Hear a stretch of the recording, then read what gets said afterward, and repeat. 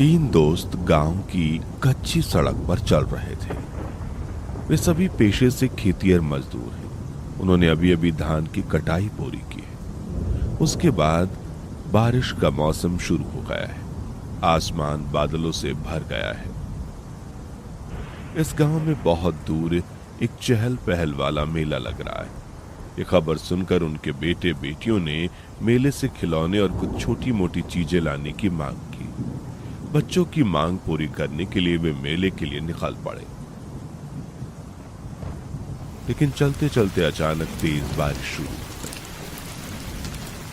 अरे विभास, संजय देख रहा है, जोरदार बारिश हो रही है। अब बताओ क्या किया जाए। अगर ऐसे ही भीगते रहे तो तुम्हारा शरीर पूरी तरह से जम जाएगा। हाँ माधव, तुम सही कह रहे हो। चलो चल के देखते हैं आगे कहीं शरण लेने की जगह है कि नहीं है। तीनों तेजी से चल रहे हैं। बारिश उनके सिर पर पड़ रही है। उनके चारों ओर ठंडी हवा भी बह रही है।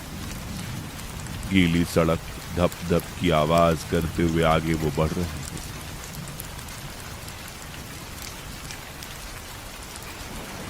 कुछ कदम चलने के बाद उन्हें अचानक एक छोटी सी चाय की दुकान दिखाई देती है।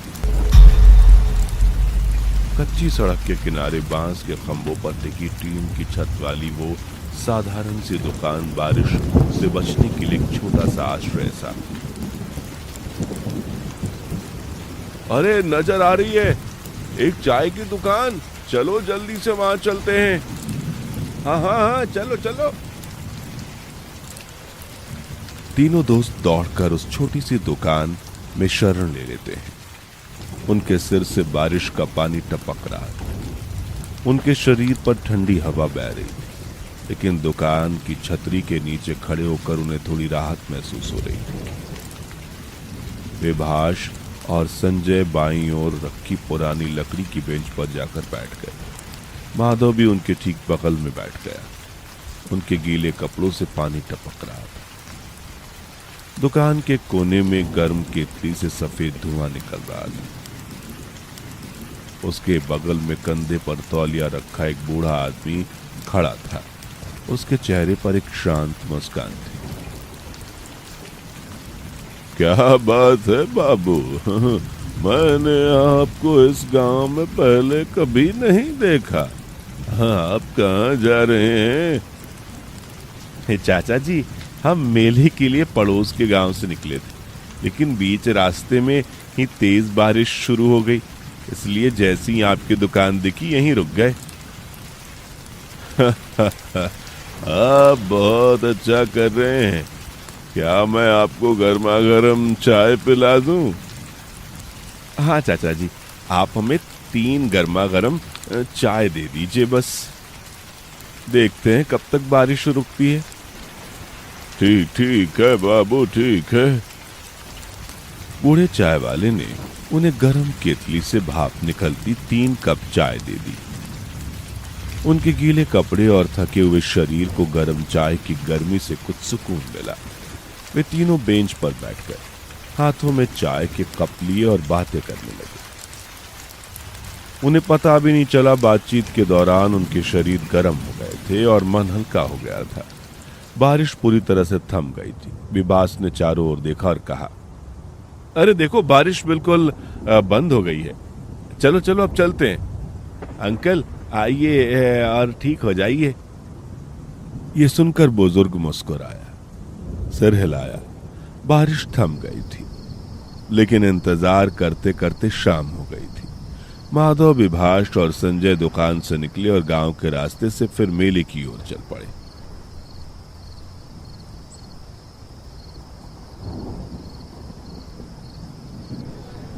चलते चलते वे सब मेले में पहुंच गए। हालांकि मेला छोटा था, फिर भी वहां खिलौनों और खाने पीने की कई दुकानें थीं, जैसे ही जलेबी, मिष्टी और मिठाई। बच्चों के लिए खिलौने तो थे, लेकिन बड़े मेले जैसी कोई हिंडोला नहीं था। फिर भी मेला देखकर मानो उनका मन भरा। तीनों मेले में इधर उधर देखने लगे। देखते देखते उनकी नजर भोलेनाथ की तेल तलने वाली दुकान पर पड़ी। उस दुकान से तेल तलने की खुशबू आ रही थी। तभी विभास बोला, अरे देखो, मीट चॉप्स की कितनी स्वादिष्ट खुशबू हवा में फैल रही है। मैंने बहुत दिनों से कुछ नहीं खाया है। ये कहना तो सही होगा कि गांव में इन दुकानों की इजाजत नहीं है। चलो थोड़ा सा खा लेते हैं। हाँ हाँ चल। ये कहकर तीनों तलने वाली दुकान पर जाकर बैठ गए। दुकान में बैठा हरिनाथ गरम तेल में मांस के टुकड़े तल रहा था। उसकी उम्र लगभग 50 साल की होगी।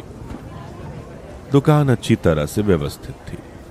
क्या बात है अंकल, हम तो सिर्फ आपके मीट चॉप्स की खुशबू के लिए दुकान तक आए। मुझे 3 गर्मा गर्म मीट चॉप्स दे दो। जी हाँ साहब, मैं अभी देता हूँ, रुको जरा। थोड़ी देर बाद भोलेनाथ अंकल ने उन तीनों को गर्मा गर्म मीट चॉप्स दिए। पहले संजय ने चॉप्स मुंह में लिया और बाकियों ने। जैसे ही गर्मा गर्म मीट उनके मुंह में गया, उनके चेहरों पर शांति छा गई। और फिर संजय मुस्कुराया और बोला, अरे अंकल, मैंने पहले कभी ऐसे मीट चॉप्स नहीं खाए, बहुत स्वादिष्ट थे अंकल। भोलेनाथ अंकल ने संजय की तारीफों का जवाब एक हल्की मुस्कान के साथ दिया। मेले में घूमते और चॉप की दुकान पर बात करते हुए किसी को पता नहीं चला कि रात के 9 बज चुके हैं। अचानक याद आते ही माधव बोला, अरे रात के 9 बज गए हैं, मेले में आना भूल गए क्या? तुम सही कह रहे हो, मैं भूल गया था। रात काफी हो गई है, चलो अब घर चलते हैं। तीनों बेंच से उठ के चलने ही वाले थे कि अचानक आसमान से तेज बारिश शुरू हो गई। उनके चेहरे पूरी तरह से सूख गए थे। ये क्या है, बारिश शुरू हो गई, हम इस बारिश में बाहर नहीं जा सकते। और क्या करें, चलो और थोड़ी देर रुकते हैं। अगर बारिश नहीं रुकी तो फिर इसी बारिश में पैदल चलना पड़ेगा। वो तेल वाले की दुकान में बैठकर इंतजार करने लगे। बारिश रुकने का कोई आभास नहीं था। लगातार बारिश हो रही थी। दुकान में काफी देर बिताने के बाद आखिरकार बारिश थोड़ी धीमी हो गई। लेकिन अब रात के लगभग 11 बज गए थे। बारिश रुकते ही संजय बोला, देखो बारिश धीमी हो गई है, चलो अब चलते हैं। अगर हम इस पूरी रात यहीं बैठे रहे तो ये रात यहीं बितानी पड़ेगी। वहां बीबी बच्चे परेशान हो रहे होंगे। हाँ हाँ चलते हैं, लेकिन मुझे नहीं लगता कि इस समय कोई गाड़ी मिलेगी। ये कहकर वो चिंता और निराशा के साथ मेले से निकलकर गांव की पगडंडी की ओर जाने लगे। तब तक बारिश पूरी तरह से थम चुकी थी। चलते चलते वे उस पुरानी चाय की दुकान पर पहुंचे जो अब बंद हो चुकी थी। तभी उन्होंने एक वैन वाले को सामने से आते देखा। अरे देखो, एक वैन वाला इधर आ रहा है। हाँ हाँ, मैंने उसे देखा था। उनकी बातचीत के बीच ही वैन वाला ठीक सामने आकर रुक गया। उसके चेहरे पर एक भी मुस्कान नहीं थी, बस एक गंभीर भाव था। हालांकि चेहरा देखकर वे थोड़े असहज हुए, फिर भी माधव उनके बीच आ खड़ा हुआ। क्या बात है चाचा, आपको नंदीपारा जाने का कह रहा था मैं। उठो और पढ़ो। उसके बोलने का अंदाज कैसा था, लेकिन लग रहा था कि उस रात कोई आदमी गाड़ी नहीं मिलेगी। इस वजह से एक दूसरे को देखते हुए वैन में सवार हो गए। वैन वाला वैन लेकर गांव की सड़क पर आगे बढ़ने लगा। चारों तरफ अंधेरा था। दोनों तरफ ताड़ के पत्तों की कतारें थी और दूर से लोमड़ियों की लगातार आवाजें सुनाई दे रही थी। मैं बता रहा हूं विभास, ये वैन वाला कैसा है, देख कितना गंभीर बात कर रहा है। अरे जो भी हो, अगर हम जल्दी से पहुंच जाए तो यही बड़ी बात है ना। उनकी बातचीत के बीच में ही अचानक फिर से तेज बारिश शुरू हो गई। दूर से बिजली की गड़गड़ाहट की आवाज सुनाई दे रही थी। सड़क पूरी तरह से पानी से भर गई। वैन आगे बढ़ने के लिए संघर्ष कर रही थी। उसके पहिए बार बार कीचड़ में धंस रहे थे। तभी वैन वाले ने वैन रोक दी। क्या हुआ अंकल, आप वैन अचानक क्यों रोक रहे हैं? आगे बढ़ना संभव नहीं है। वैन कीचड़ में फंस रही है। मैं इस तेज बारिश में आगे नहीं जाऊंगा, तुम्हें यहीं उतरना होगा। वैन वाले की बातें सुनने के बाद उनमें से किसी ने कुछ भी नहीं कहा। चुपचाप उस किराए के पैसे देकर तीनों बारिश में गांव के अंधेरे रास्ते पर चलने लगे। मैं किस मुसीबत में फंस गया हूं। अब इस बारिश में कहां शरण लूं? मुझे तो आसपास कुछ दिखाई भी नहीं दे रहा। तुम सही कह रहे हो, चारों तरफ घना अंधेरा है। वे चिंतित चेहरों के साथ गांव के अंधेरे रास्तों पर चलने लगे।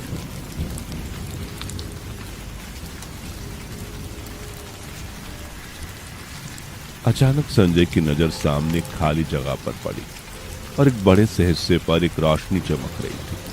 वो किसी होटल जैसी लग रही थी। तभी संजय बोला, अरे देखो, उसके सामने एक रोशनी चमक रही है।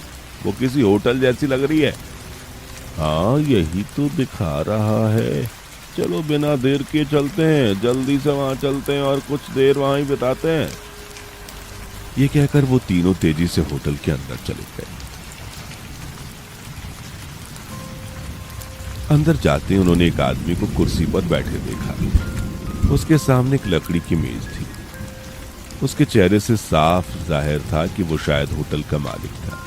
उसके बगल में एक और आदमी खड़ा था, शायद होटल का कोई कर्मचारी। उसके कंधे पर तौलिया था। हालांकि सबसे अजीब चीज होटल के सामने दीवार पर टंगी एक बड़ी घड़ी थी। विभास थोड़ा आगे गया और मालिक की तरफ देखकर बोला, अंकल, हम बारिश में बहुत भीगे हुए हैं। हमें अपनी दुकान आपकी दूर से देखी है और जल्दी से यहाँ आ गए। क्या हमें थोड़ी देर के लिए यहाँ शरण मिल सकती है? जरूर, आप बैठिए। क्या रामलाल है, बाबू के लिए गर्मा गर्म कचौरी ले आओ। जी साहब, अभी आपको देता हूँ। होटल मालिक की बात सुनकर रामलाल गर्मा गर्म कचौरी लाने अंदर चला गया। इस बीच में तीनों होटल के एक तरफ रखी मेज पर जाकर बैठ गए। थोड़ी देर में रामलाल वापस आ गया। उन्हें 3 प्लेट कचौरी परोसी और फिर वो दूसरी तरफ सरक गया। ला बबुआ, खाना शुरू करो। ये बहुत ही स्वादिष्ट व्यंजन है, हमारे होटल की खासियत।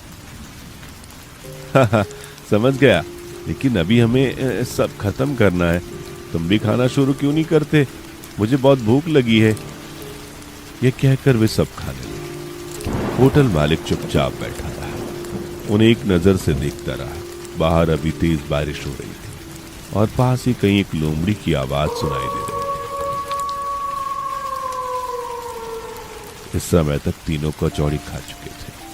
तभी घड़ी के एक एक स्पष्ट टिक टिक की आवाज आई। टिक टिक घड़ी ने बताया कि ठीक 12 बज रहे हैं। तभी होटल मालिक अपनी जगह से उठा और संजय, माधव और विश्वास के पास खड़ा होकर बोला, बबुआ, रात बहुत हो गई। ये जगह ज्यादा सुरक्षित नहीं है, इसलिए दुकान ज्यादा देर तक खोली नहीं रह सकती। माफ करना, अब तुम्हें जाना होगा। होटल मालिक की ये बात सुन के वो बहुत निराश हुआ। सबने मन ही मन सोचा, बाहर बारिश हो रही है, रात के समय कोई गाड़ी नहीं आएगी, इसलिए इसी होटल में रात बिताएंगे। लेकिन मालिक की बातों से उनकी उम्मीद पूरी नहीं हुई। ठीक है, लेकिन इतनी देर तक हमें पनाह देने के लिए शुक्रिया।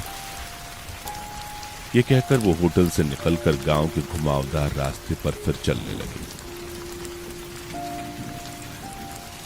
वे होटल से ज्यादा दूर तक नहीं गए थे कि अचानक विभास रुक गया। सड़क की तरफ देखते हुए बोला, क्या मैंने मेले से खरीदी हुई चीज होटल में छोड़ दी? शुक्र है मैं अभी ज्यादा दूर तक नहीं आया हूँ। चलो जल्दी से वापस चलते, उन्हें लेकर आते हैं। हाँ चलो, बिना दिए अभी लेकर आते हैं। वे बिना देर किए फिर से होटल की ओर चल पड़े। चलते चलते उस जगह पहुंच गए, लेकिन उन्हें देखकर यह आश्चर्य हुआ, वह होटल अब था ही नहीं। आसपास का माहौल एक अंधेरी, खाली और वीरान जगह में बदल गया। दूर से लोमड़ियों की चीख, बारिश की हल्की हल्की आवाज के अलावा कुछ भी सुनाई नहीं दे रहा था। ये क्या, होटल कहाँ गया? कुछ देर पहले तो यही था। सबके मुंह सूख गए थे, सब सन्नाटे से खड़े थे। एक अनजाना सा डर उनके अंदर फैल गया। तभी माधव की नजर उस जगह के कोने पर बैठे 3 लोगों को पड़ी, मानो कुछ खा रहे हो। अंधेरा घना था, उनके चेहरे ठीक से दिखाई नहीं दे रहे थे। अरे देखो, लगता है वहां कोई बैठा कुछ खा रहा है, चलो पास से देखते हैं। ये कहते कहते वे तीनों धीरे धीरे उस दिशा में आगे बढ़े, लेकिन सामने जो नजारा दिखा उससे सबके शरीर कांप उठे, थर्रा उठे। 3 भयानक भूत जमीन पर हड्डियां चबा रहे थे।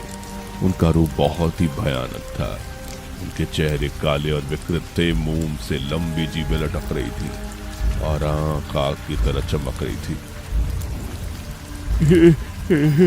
अरे बाप रे, ये कैसा भूत है? और चुप हो जाओ, चुप हो जाओ, चलो हमें यहाँ से जल्दी भागना है, हम एक पल भी देरी नहीं कर सकते। लेकिन तब तक बहुत देर हो चुकी थी। भूत अचानक हंस पड़े।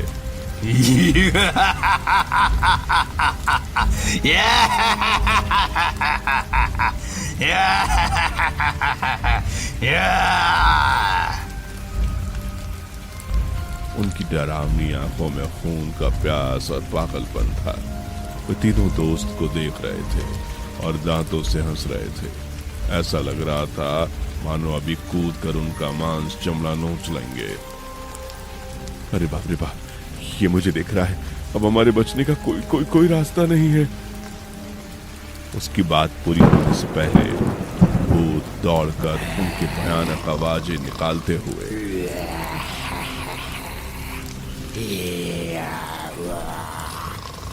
उनके चेहरे पर भूख की क्रूरता थी और उनकी आंखों में नर्क की आग जल रही थी। उसी क्षण एक अजीब घटना घटी। सामने ही हवा अचानक बवंडर की तरह घूम गई, जिसमें चारों ओर घना धुआं फैल गया और उस धुएं से होटल का मालिक और उसके बगल में खड़ा रामलाल धीरे धीरे बाहर निकले। दोनों के पेट पर चाकू के गहरे घाव थे और अजीबो गरीब दृश्य देखकर तीनों दोस्त एकदम स्तब्ध रह गए और उनके मुंह से शब्द नहीं निकल रहे थे। मैं जो कहूं मैं तब तक मैं यहाँ हूं, तुम किसी का कुछ नहीं बिगाड़ पाओगे। मालिक के रूप में ऐसी बातें सुनकर भूत प्रेत गर्जना करते वहां से गायब हो गए। ओह, बस तुम्हारे शब्दों से भूत प्रेत अचानक गायब हो गए। ओह, मुझे कुछ समझ में नहीं आ रहा। ऐसी हालत क्यों है आपकी? क्या तुम जानना चाहते हो मैं इस हालत में क्यों हूं? तो सुनो, आज से ठीक 7 साल पहले यहाँ मेरा एक होटल था। एक रात ये तीनों जो अब भूत प्रेत के रूप में आए हैं डाकू थे, इस गांव में लूट पाट करने आए थे। उस दिन मैं होटल बंद करके घर लौट रहा था और जब मैंने उन्हें देखा तो मैंने उन्हें गांव के लोगों के हवाले कर दिया। फिर गांव वालों ने सामूहिक स्नान के बाद उन्हें छोड़ दिया। लेकिन अगली ही रात ये तीनों मेरे होटल आए, मेरी और मेरे कर्मचारी रामलाल की बेरहमी से हत्या कर दी और भाग गए।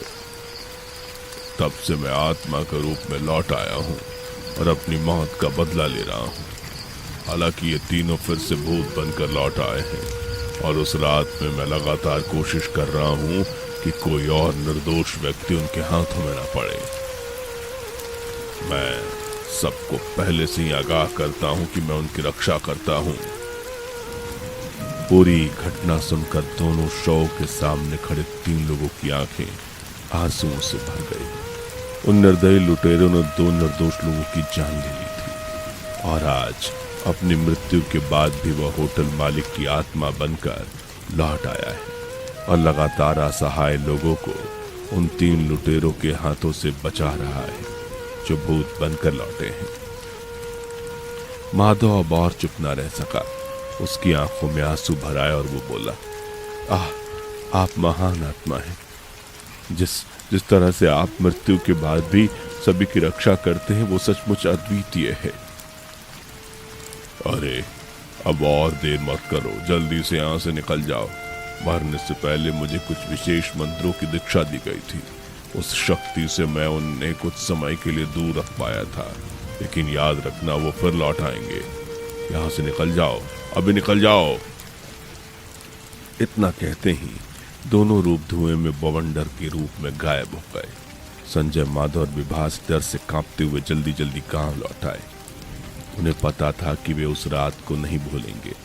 अगर आज भी कोई रात में उस रास्ते से गुजरता तो अचानक उनके कानों में एक गंभीर आवाज निकल आती, अभी निकल जाओ।